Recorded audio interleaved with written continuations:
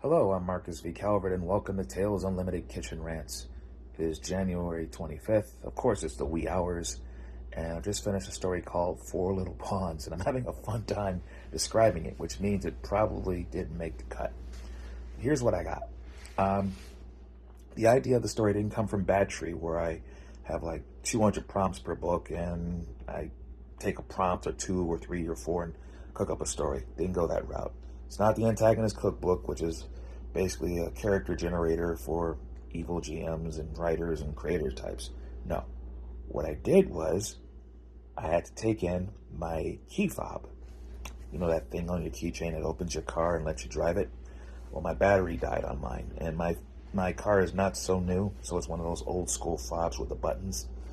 So I got a battery, and I'm thinking, okay, I'm good. Then I realized that the fob itself is the problem. It's not working.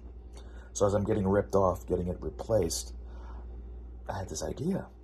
What if you could put in a fob on a person based on proximity? Because the newer fobs, you need them to get into your car, from what I understand, right?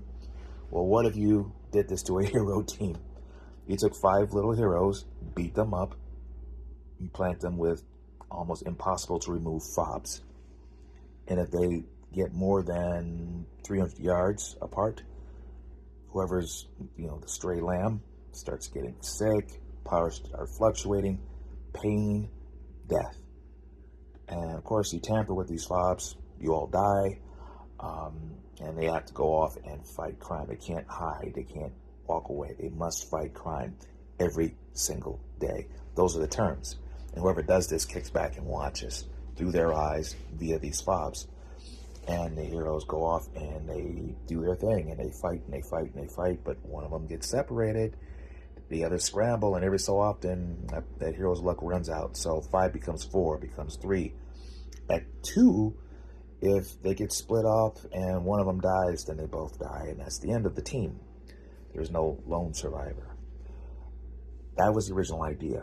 And I generated 4 characters and went to sleep. And when I woke up, I came up with something entirely different, as I tend to do. The idea here was, what if the fob was based on alien technology, and what it could do is, once you implant it, of course it's tamper-proof, hard to remove, it allowed one to change your age. So it's like, okay, do this job for me, you 20-something, or I'll turn you into a 70-something. Do this job for me, you old man, and I'll make you young again. So you have the stick, you have the carrot of age. And they went after 4 people to do this. Now, they are Russians. They want this control core. You put it in a ship. Alien origin, they suspect. Very mysterious, not really explained, but they don't know what it is, what it's about, where it is, what it does. They just know there's a control core. Find it, put it in a ship, you can control the ship. And the Russians really, really, really want it. So much so that they're willing to risk this asset. It's called Sinus Dossier. He's one of the 4. Kid from Mumbai, future, fled here with his family, got taken by the Russians. He escaped, or so he thought. They really just let him run around to see what he would do. He has, as his main advantage, an implant that basically turns him into Google. From now until the 25th century, he can see everything that's ever happened. Social media, when Beyonce dies, Super Bowl scores, you name it. Makes him an invaluable tactical asset if you want to see when a certain ship comes out of the ground and starts raining hellfire on the planet, sort of thing, right? So he's useful to track anything down. The other guy is Skelter, the main character of the story. Think a guy who can go Space Ace or Jekyll and Hyde or Hulk, minus the Berserker, minus the green. Just he goes from 5 foot something to 6 foot something, sprouts muscles, and starts throwing cars at people. Fast, strong, super spy. Second generation, patriotic, but he gets this fob implant, and they make him a 13-year-old boy and say, okay, betray your country or we leave you like this, and your powers only work for 6 hours a day. And of course, we could also just make you 109 like tomorrow if you keep saying no. And well, Dossier, they have his family. That's also added incentive, but they make him 70s to make sure he doesn't run away again. And then the third character is Geometra, also from the cookbook. Imagine someone who can bounce around really fast. Ha ha ha, laugh at the power, but the more she bounces, the harder she hits. Oh. And she can phase. Oh. And she's a killer. Oh. And a well-crafted crook. Uh-oh. So, she's a freelance merc, the smartest of the bunch, geometric whiz. A little toxic, understatement.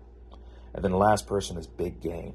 What if you had a dude, Tennessee, psychic vampire, looks you in the eye, shoots beams, beams hit you, he drinks your mind, pale corpse, contact burns wherever the beams hit you, and that's the end of you. And he has a gun he names Lucy Sue.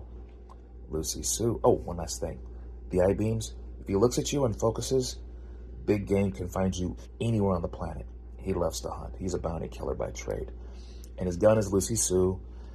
Bulky, lightweight, shoots for miles, unerring precision, of course, and suppressor. And so if he knows where you are and you're on the other side of a wall, he can blast you. So it's good for close quarters work or sniper work.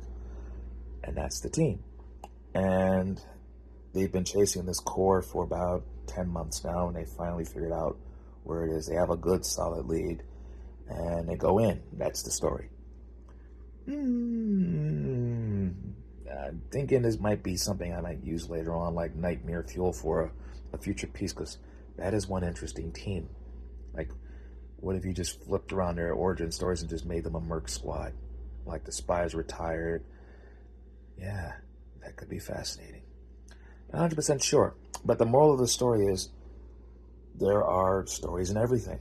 If you flex that imagination, get that muscle up pumping, and then just look around at anything, even a spoon. I mean, you never know. And in this case, a fob became a story, and I ran with it. Voila.